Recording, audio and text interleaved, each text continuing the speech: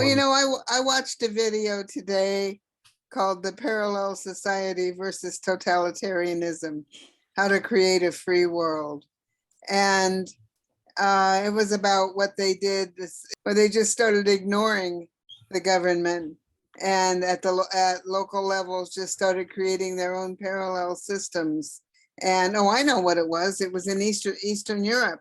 And they was saying basically that was the reason that the Iron Curtain fell, was that the people just started creating their own system so they could function even if the government failed, and totally ignore the government and act outside the government.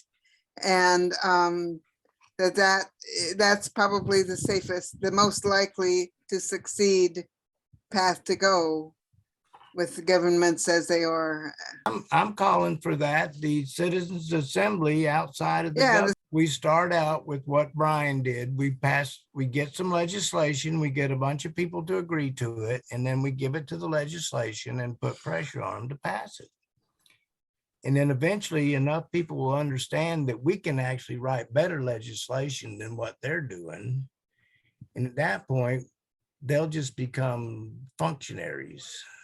You know, they won't have any real power. They'll just be functionaries. What's wrong with, I mean, the same way that, you know, the kings and queens, you know, are like just dignitaries, the figureheads. Right. They're just, that's fine. Let everybody run. Whoever wants to be our figurehead congressman, that's fine, as long as they're willing to be the people's rubber stamp. Right. Because again, because making that change doesn't require amending the Constitution. We can just overlay this system right over the existing one.